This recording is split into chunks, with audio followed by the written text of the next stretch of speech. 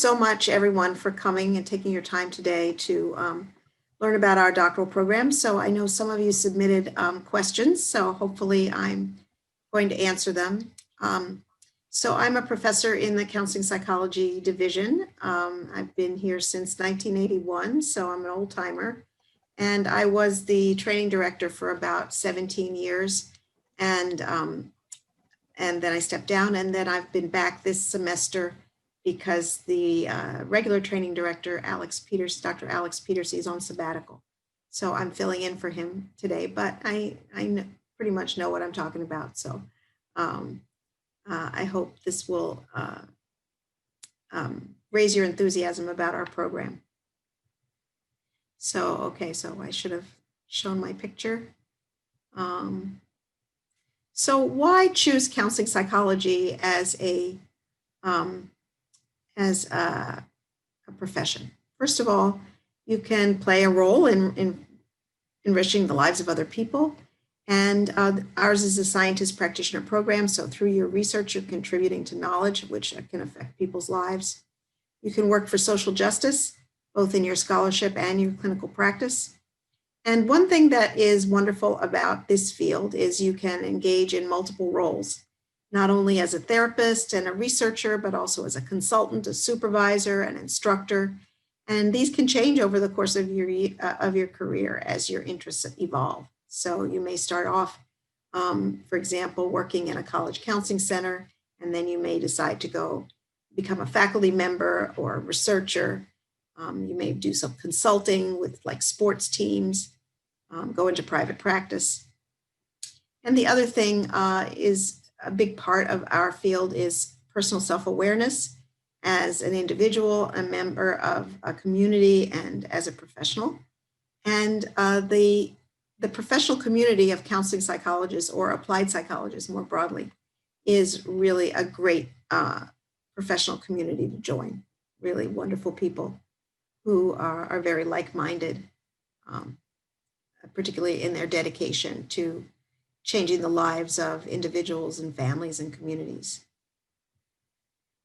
So what about our program? So we have been continuously accredited by the American Psychological Association since 1980. And if you've probably done your homework with this, you know that accreditation is essential to become a licensed psychologist once you've graduated. So there's different kinds of training in counseling psychology. Ours is the traditional scientist practitioner training.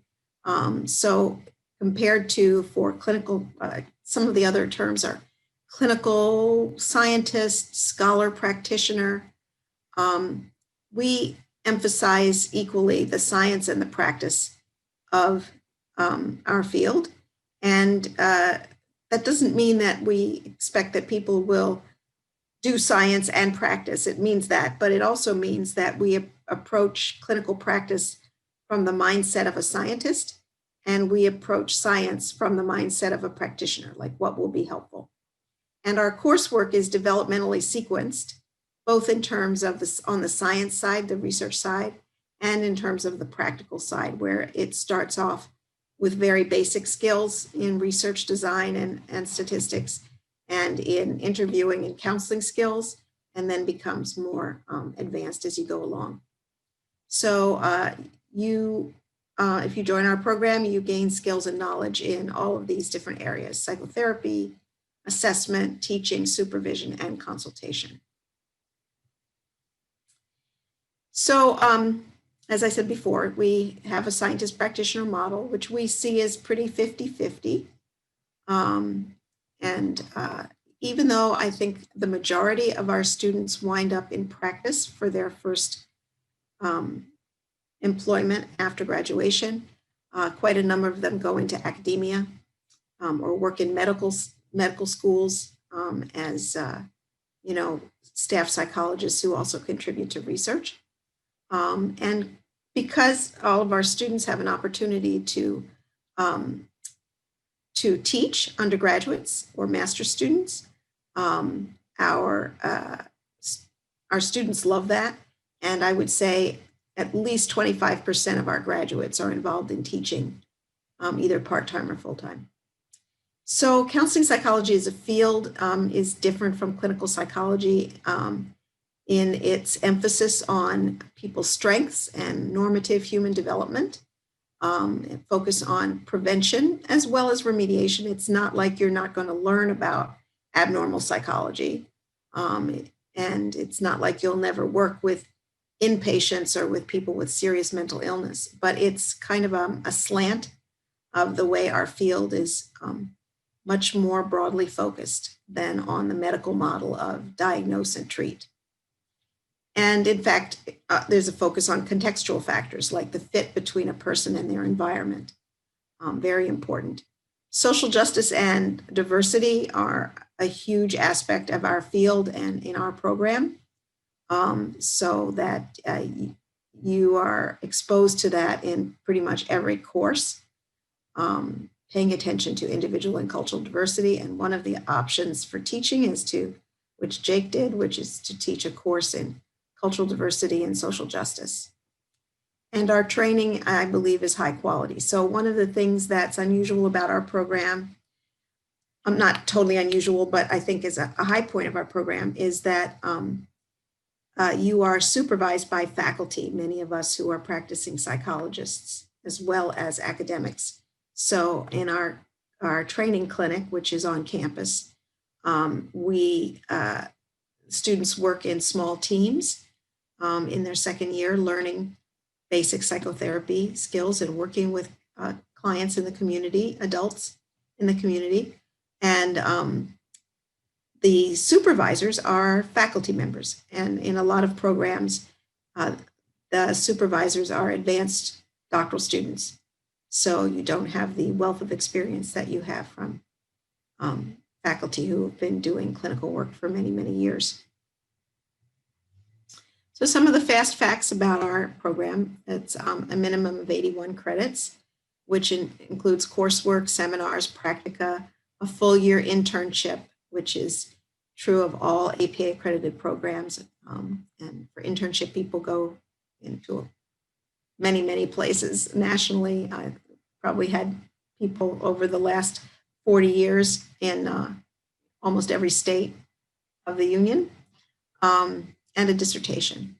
So the coursework is the professional core in counseling psychology, theory, assessment, ethics, statistics and design, and basic psychological foundations. So this is graduate work in basic psychology, which is why we require 18 credits of undergraduate psychology, because once you go into, for example, a survey of cognitive psychology, if you have no idea what cognitive psychology is, you're going to be a bit lost.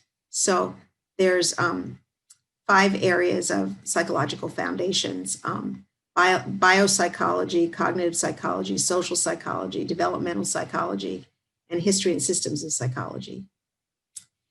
So on the practical side, a minimum of 18 credits of practicum experience, but most of our students have 3 years or even 4 years of practical experience. You start off in our university-operated psychological services center, and then there are community-based inpatient and outpatient settings. And this is a real strength of our program, is that we have practica in colleges and university, counseling centers and hospitals, residential treatment, etc. As I said before, you go to an APA accredited professional internships, and our students have been extremely competitive. Most of our students wind up with their first or second choice in the national match for internships. Everybody engages in professional development and scholarly scientific work, teaching, research, conference presentations. You have the luck to take a doctoral qualifying exam at the end of your 3rd year that kind of pulls it all together and shows what you've learned.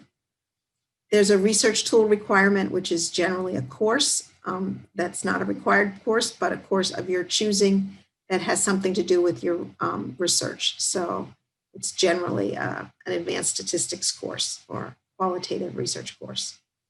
There are 2 additional milestones in addition to the qualifying exam.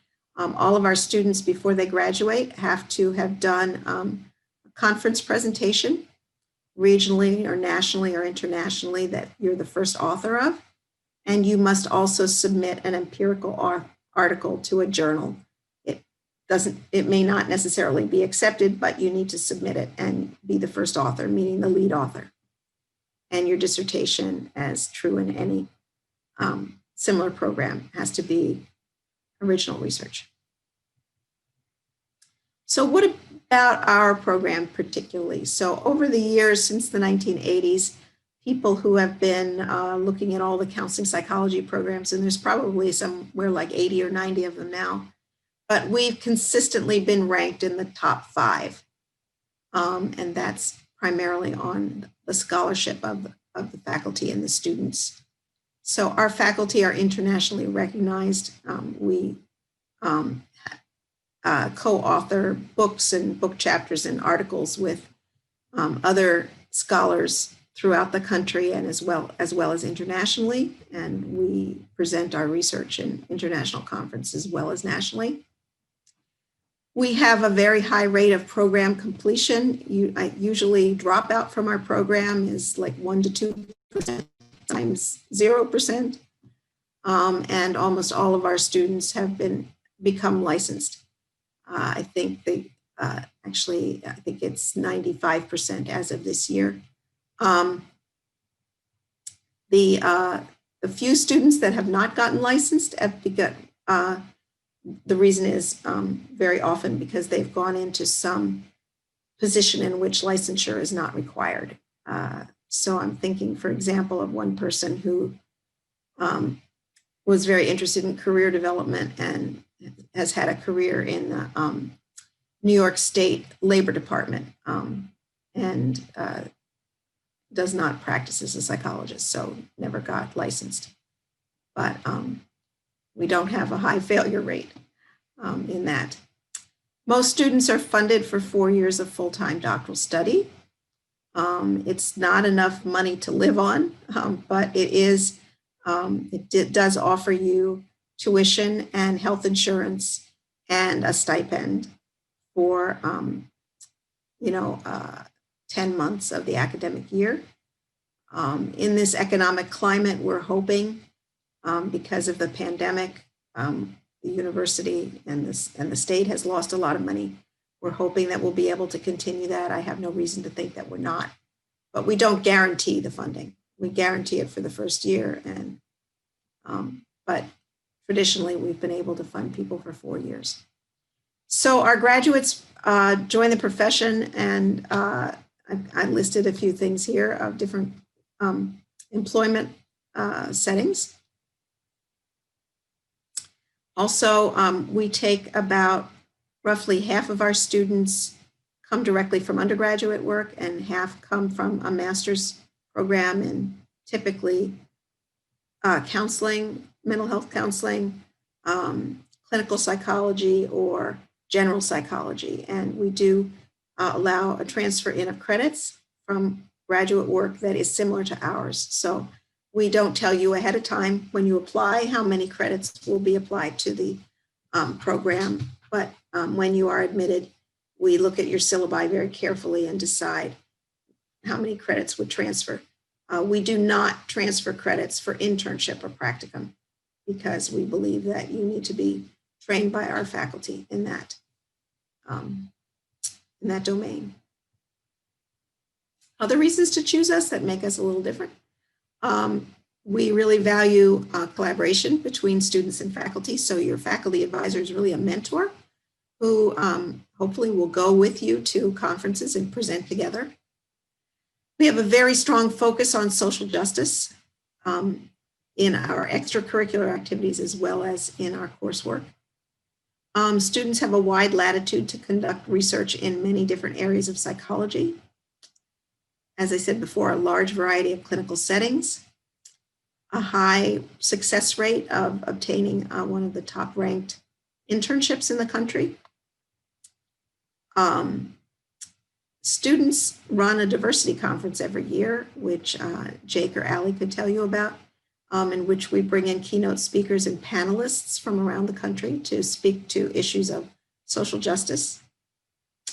For students who join our program directly from undergraduate studies, you have an opportunity to get a, sort of what we call a master's along the way, a master's in counseling psychology, typically by the end of your third year.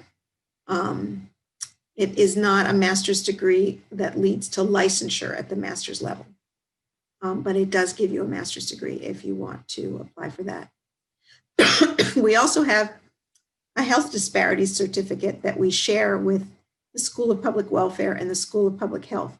So if you take 12 credits, including 3 credits that are required in our program, which is multicultural counseling, if you take 9 other credits in social welfare and public health focused on health disparities, you can get this additional certificate, which could be very highly valued depending on where you might choose to work.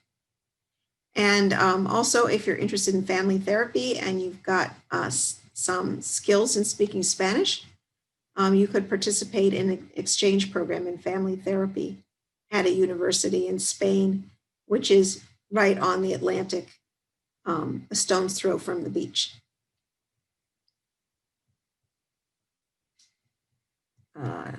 I'm stuck here, Alyssa. I don't know. Is there any more? It's not moving. Nikki, I think we have a quick question from Catherine. Yeah. I'm not sure. Oh, there it is. Okay. Catherine, what is your question? Hi, I'm currently in the combined program for special ed and literacy because that's kind of always what I've had an interest in. So counseling psych is kind of new to me, but I would really like to stay kind of within like the special ed range, or at least working with kids who may have like intellectual disabilities or along those lines. Is counseling psychology, is that something that you could kind of like transfer over and maybe do something where those kids that would be in those self-contained classrooms, like where they would come to you and like do specific kind of therapies? Is that something that transfers or no? It's not really a focus of most counseling psychology. I think you might want to look at clinical psychology or school psychology. Okay. Or even Catherine, school counseling or social work. Those would probably be more appropriate for that type of work in a school, particularly in a school setting. Yeah, I mean, you have a lot of background in special ed and all of that, but our program is primarily focused on adults. The clinical psychology program in the psych department in the College of Arts and Sciences does have a child track. And they do have a focus on autism.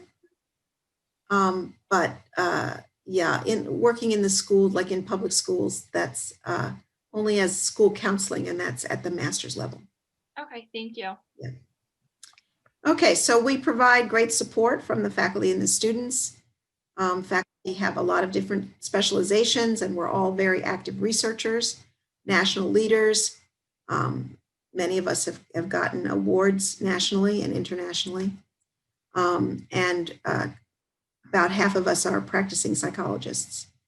So advisors take their jobs very seriously as mentors to guide you through your program, help you develop research ideas, introduce you to other leading scholars, help you figure out which professional track you want to follow and specialize in. Students are fabulous. We've got a picture of them down there. We have a buddy system. So when you're admitted to the doctoral program, you're matched with a buddy who helps you sort of navigate starting doctoral work. And of course, the university offers a lot of support services for students. Great relationships between students and faculty. And this was a quote here from one of our alums. I think you can see everybody smiling, very happy. Are you in this one, Jake? I guess not. No, might have been a different cohort. And I just listed here a lot of the different post-grad employment. So our students go everywhere: Hawaii, California, Rochester, New York City. These are just some that popped into my head of places of where our students have worked in college counseling centers, in a sheriff's department, VA centers, medical centers, trauma centers, psychiatric centers. clinics, community clinics, schools of medicine. Information on applying. The program starts for everyone in the fall semester. The deadline for applying is December 1st, and pretty much everybody wants to be considered for an assistantship. Application requirements are on the web, but basically transcripts from every school that you attended, even if it was like a community college or study abroad. Minimum of 3 letters of recommendation. If you can't decide among 4 or 5, just send them all. We do want to hear from faculty and research supervisors, not personal friends, not your personal therapist. Statement of your professional goals, GRE scores in the past 5 years. We don't require the psychology test, but it's encouraged. It gives us an idea of how well prepared you are in psychology. And you need not be a psych major, but you must have 18 credits in undergraduate psychology, including statistics and either abnormal psychology or personality. I explained that earlier. We've had lots of students through the years who have not been psychology majors, but a lot of them have gone back, and if they don't have the prerequisites, go back and take these courses as a non-degree student. What about Albany? Great school of education. We have a lot of vibrant different programs. We've been ranked #1 best public school of education in New York State, or #2 in the entire Northeast, and ranked among the top 10 online programs.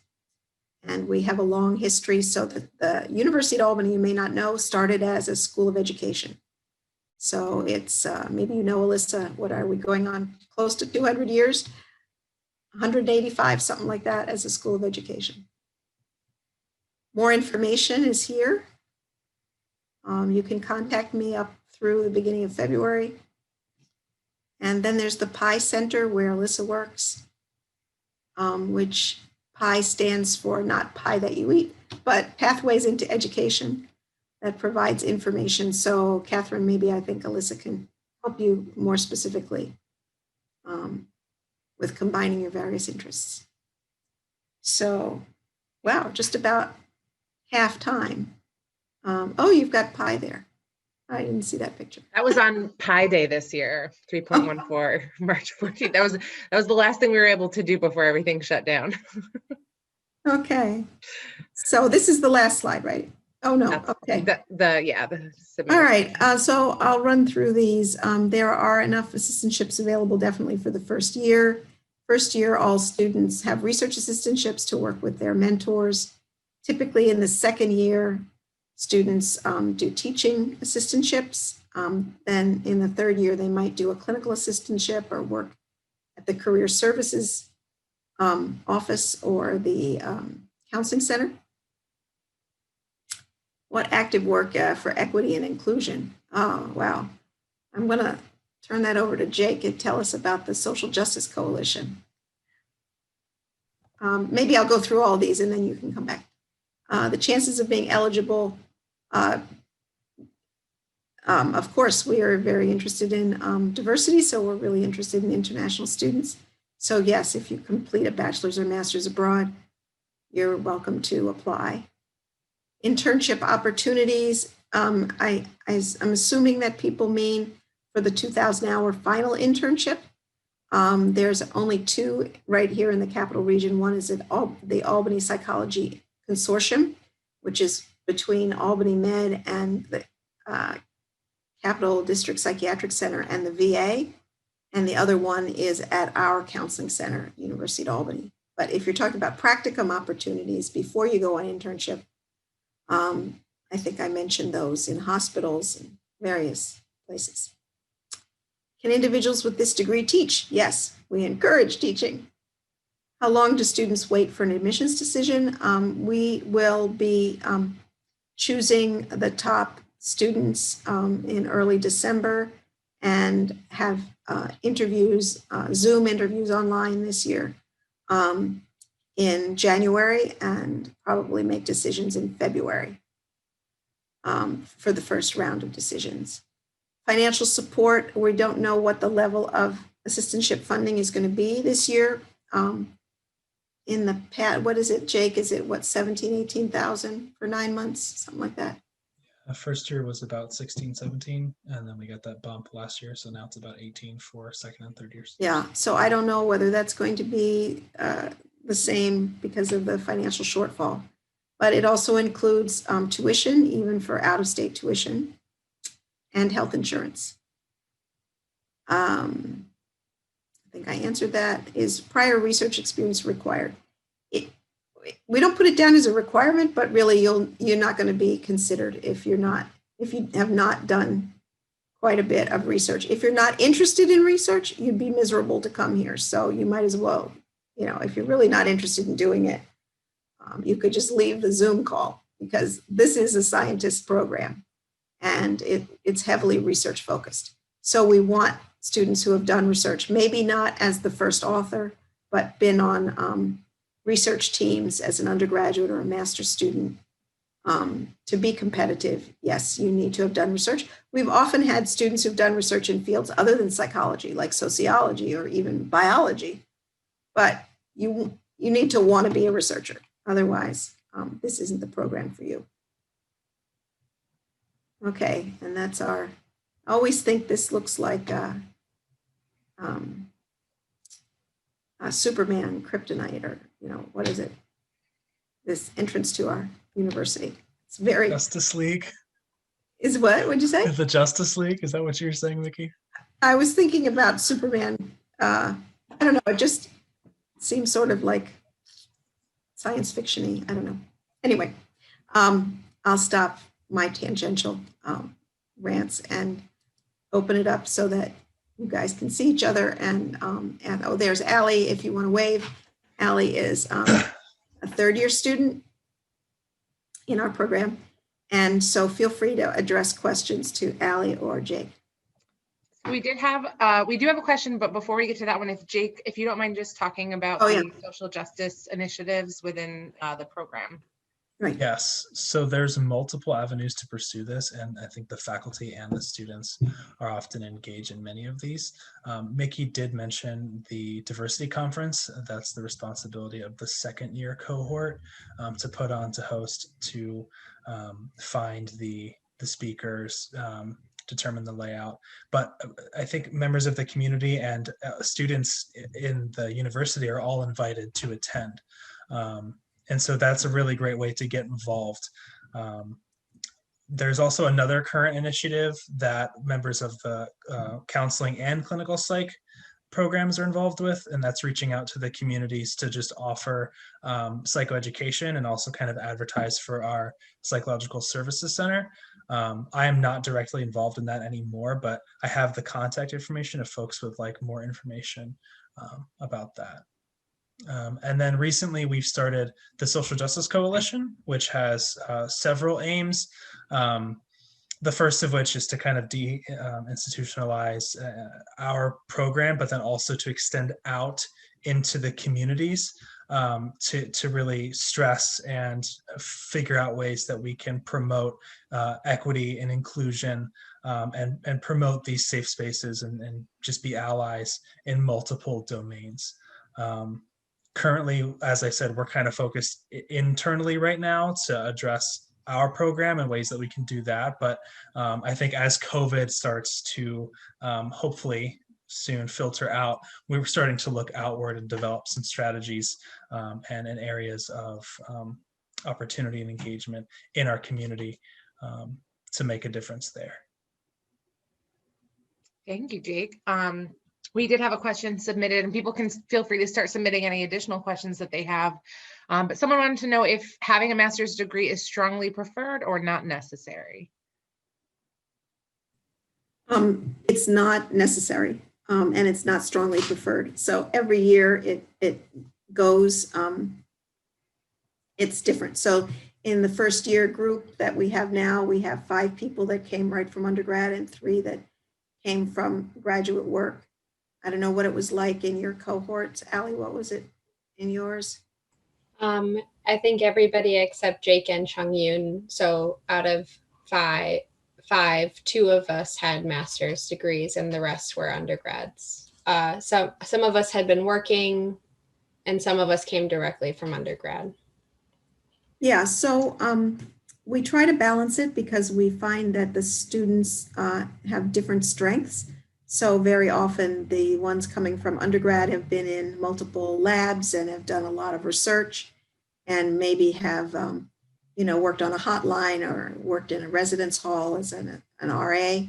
The ones with master's degrees, like our master's program, which is highly practice focused, they come with a lot of clinical skills, but perhaps not as much research background. So it balances out. But I just, from all the years I've been here, after about the third year, students are sort of balanced out. It's like students are all kind of at the same level, but there's no preference. We just look for students that we think are a good fit for us.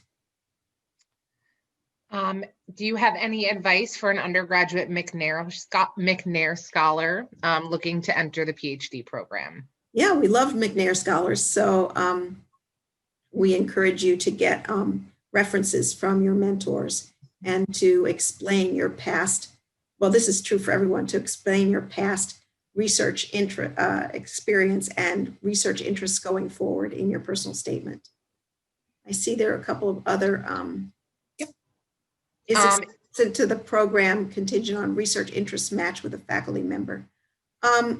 Not solely, but yes, you're actually admitted to work with a faculty member. So you should say which faculty members work most closely matches your interests. If you talk about interests that none of our faculty are, do, you probably will not be granted an interview, because if your interest is in something that we can't offer you, then we don't think it's the right fit. The next question was, what are the primary differences and advantages of pursuing a PhD over a Psyd? The difference is that the Psyd is typically more clinically focused, but it depends on the program. So some Psyd programs are also research focused, but typically not as much. The PhD is typically more research focused, but it depends on the program. Different programs are different. And so I think rather than looking at PhD versus Psyd, you might want to look at, if they call themselves scientist practitioners, or a scholar practitioner is somebody, really a program that's most focused on practice. Clinical scientist is more focused on research, and I think that's primarily the clinical psych programs. I don't know that there are any counseling psychology programs that call themselves clinical scientists.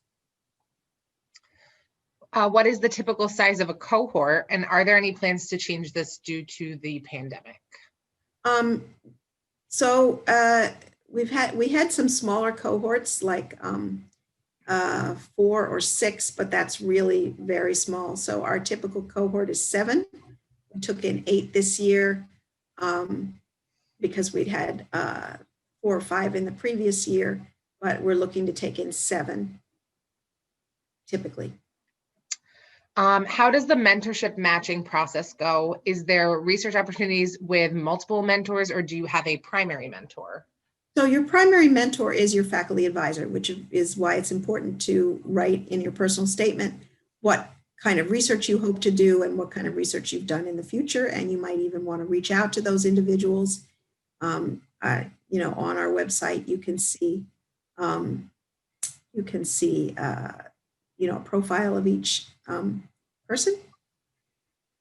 And but we really encourage students to move around into research teams and to work with multiple faculty. And you might wind up with a dissertation chair or being mentored by someone who was not your original advisor because your interests have changed. And that's understandable. And we expect that a certain number of students will switch mentors when it comes to dissertation.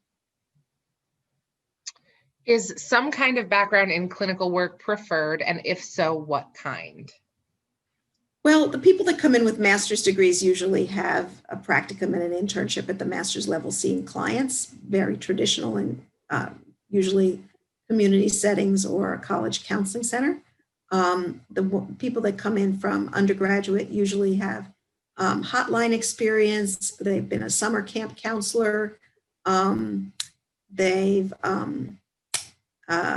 maybe worked as a child care worker in a residential treatment or inpatient unit as a mental health therapy aide, or worked on a hotline, like a rape crisis hotline or a student hotline, RAs, that kind of thing. Do students typically complete their dissertations prior to their professional internship or during?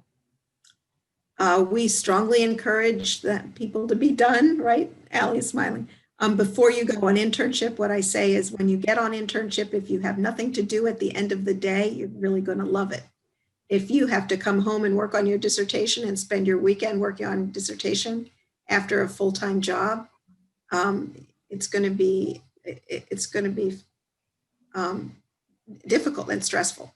So that's why a lot of our students will take that extra year and work only on their dissertation in their 5th year, and then go on their internship in their 6th year, so that they will have an extra year of clinical experience and they get their dissertations done. And then when they apply for internship, they can say, I'm done. I just want to devote all my time to my internship. How do applicants know which faculty members are accepting students for the coming application cycle? We all do. We're all active researchers. So, I mean, you could reach out to somebody and ask what they're working on, or tell them what you're interested in and see if it's a match, if they think it's a match. But yes, we're all active and we all plan to take.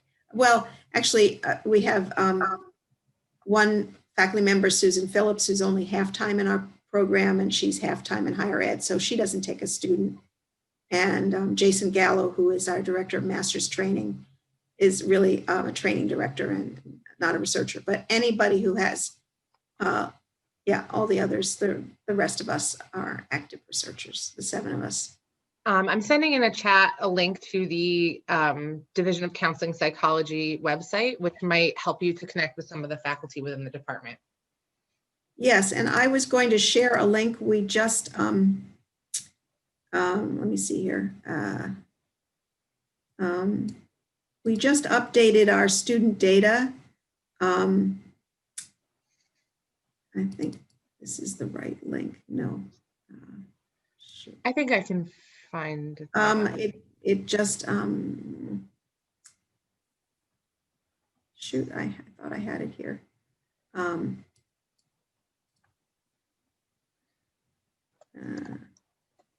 Is it the outcome data? And yes, student admissions and outcome data. Yes, I can share that link with them. Oh, okay. Yes, so you can see that we usually get about 100 applications a year, and we usually admit maybe 10% of those, and the majority of the people, yeah, there it is. The majority of the people that we admit decide to come. We provide graduate assistantships to 100% of our incoming students, and that you can see the percentage of students in the last few years who have received internships and APA internships, and I believe the updated licensure statistic is 95%, and the attrition rate is really low. We hold on to you, right, Jake? Yeah. We don't let you go. If I can, I just wanted to build off a point that you said earlier of reaching out to faculty advisors. Strongly recommend doing that. I remember when I was applying, I was intimidated by reaching out to these folks, but I think one of the benefits that Mickey doesn't stress enough is that everyone in this program, the faculty members, really do care and love this and want to hear from you. So really do reach out with your interests. I can only speak from my experience, but they'd be more than happy to talk to you about it. And they're really great people. Thank you. Allie, do you have some insights? I'm just thinking also, like, the more we as a program like get to know you before it, like if you're invited for an interview or before we make offers, the more informed decision we can make. So just like we're shopping as a program for like candidates to join our program, you're also shopping for a program where the fit will be good for you. And so when I came for my interview here, it just felt like the stars had aligned weirdly. And so I think keep in mind, like, we're trying to get to know you just so that we can kind of determine whether you're a good fit here, but also, like, does it feel like a good fit when you're talking to faculty and students from programs you're shopping too? Yes, thank you so much. We always say that in the admissions interviews, that that's why you ask questions and you want to see if that fits, if it fits for you. Unfortunately, this year, we're not going to be able to have a potluck dinner among the students and the applicants because of the pandemic. But maybe we'll be able to arrange a Zoom meeting like the night before the interviews to get to meet people. Does that make sense to you, Jake and Allie? Yeah. And we'll be doing this on Zoom, which is really strange, and you really won't get a chance to see the campus. But we will try to answer all of your questions. Can we see someone was interested in seeing bios from the current and previous cohorts to see research interests.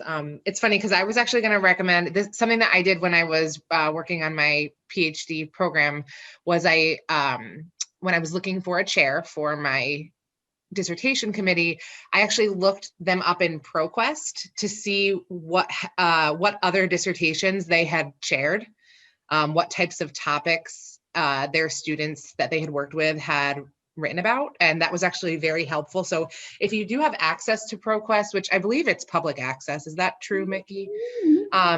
You can search by advisor. And so if there's a faculty member that you're interested in, you can see which dissertations they have chaired and what topics and research interests they have worked with. That is a great question and a great idea.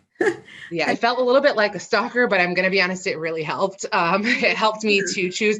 And if you want to get like a really deep dive, when you read the student's dedication in their dissertation, it gives you a really good idea about what it's like to work with that faculty member. So fast feedback was important to me. And so that when that came through a couple of times with someone who I was interested in working with in the dedication section, that kind of sold it for me. Wow, that's very interesting. Oh my goodness. Yeah, I think if you write to faculty and you ask them if they have a current vita, that they could send you a CV and see their thing, because you know, so dissertations are done with a committee. So I might be chairing something where I'm my interest only overlaps a little bit with the students, but I'm nonetheless chairing it because the other committee members. So for example, one of the students that I'm co-chairing a committee with now is studying ACT, acceptance and commitment therapy, which I like, but it's not my specialty. So you might get a unclear view of what it is. But I think if you look at faculty publications, and you can certainly request vitas, we have listed right on our individual pages recent publications. So it gives you a good sense of the kinds of things that we do. Someone also asked, how much teaching experience can doctoral students get through the program if they are particularly interested in teaching in their careers? Definitely. You would most likely teach at least one course, but you might teach like up to 4 different courses, undergraduate and master's courses. It's a rare student who doesn't want to teach. We have had 1 or 2 students in recent memory who really did not want to teach, and they wound up doing research all the way through for their assistantships. But all of our students typically want to teach. And one nice thing is that you are the instructor in the classroom. So you will have a class of maybe 40 undergraduate students and you are the instructor. So it's not like you're a TA that's just taking attendance in a lecture center with 300 students. You teach the students, you deal with the students, and it's a wonderful experience. As someone that is really interested in teaching after graduation, I think that the program is kind of what you make it. You'll get experience doing pretty much everything, but if you really value teaching, like that's the direction that I went for my third year assistantship, and kind of made that known that I would really want to teach another course. So it is what you make it. If you really value teaching and that experience, you can just pursue that with faculty and with the training director, and people are more than happy to kind of work with you and make this an experience that benefits you. And as somebody who came in not wanting to teach research people, I think the quality of supervision and like just support really that the program provides for like learning how to teach and kind of just like giving you the resources to really dig into that role was really helpful, and has kind of like shifted now how I feel about teaching. So like coming in and wanting to do only research, I kind of realize now that like teaching is a really like useful skill. It's like leading a group kind of. And the support that the university and at the program specifically provides for us is really, really helpful. Even if you're not sure about teaching, or like if you're feeling like I could never do that, they make it easy for us, I think, to build those skills while we're here. Now, there's 3 undergraduate classes, and we're going to be adding a 4th, which Allie and Jake might not know about. We're going to be teaching positive psychology undergrads in the future, but typically we teach a career development and life planning course, which is really like, as Allie said, it's like a big group of, like, what do you want to do for your career? Then the course that Jake taught and Allie is teaching now, cultural diversity and social justice. And the other one is called Introduction to Counseling Psychology, which is about our profession, the ethics, the science, the clinical practice theories. So our courses are highly in high demand among undergraduates. And then when you become a 3rd or 4th year student, you can also teach master's students interviewing and counseling skills. Mickey, we had someone ask if there's faculty crossover with the counseling psych program and the clinical program at UAlbany. I'm not sure what you mean by crossover. Where's Ryan? Are there faculty who work with students in both programs? Probably. Okay, so I think there have been some students that have come over and taken courses with us. And there are some faculty who have been on dissertations committees with clinical and also with ed psych and school psych. I don't know right now if any faculty are actually collaborating on research with clinical faculty. I can't think of anybody offhand. Their interests tend to be very different from ours. We have about 5 minutes left. Does anybody have any last minute questions? And Mickey, if you don't mind, I'm going to just pop your email address in the chat so that students have it. Is that all right? Absolutely. I'll do the same in case anyone wants to ask questions from the student perspective. Thank you. Mm-hmm. Well, thank you so much for coming. I really enjoyed answering your questions and seeing where your energy is. And if you do follow through with an application, I look forward to reading it. We did have one last question. Sorry. If someone does have a master's degree, can they apply credits to the PhD? And Jake answered that question, yes. Is there a limit to the number of credits that can be added? 30 credits. That's rare, though. We look at all of your courses and evaluate whether they're similar to our courses. And so many of the master's courses are very, just practice oriented.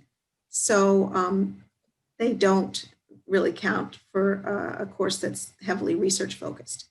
So for example, a lot of people in a master's program might have a lifespan development course, but our developmental psychology course is very research focused, so you will have to take that anyway. But typically, people with master's degrees will get advanced standing credit for the pre-practicum, which is interviewing skills, for basic theories of counseling, group counseling, multicultural counseling. So I would say typically it's 12 to 18 credits. The only people in recent memory that have gotten 30 are because they stayed after their master's program and did coursework like statistics and other courses that are similar to what you would take in a PhD program. Thank you. I'm also going to put the Pi Center email address in the chat in case anybody wants a recording of today's session. But otherwise, thank you to everybody for joining us. And we hope that you got a lot of great information from this session, and hope that everybody enjoys the rest of their evening. And Mickey or Jake or Allie, is there anything that you wanted to add? And we look forward to meeting you and talking to you. All right, thank you, everyone. Okay, thank you.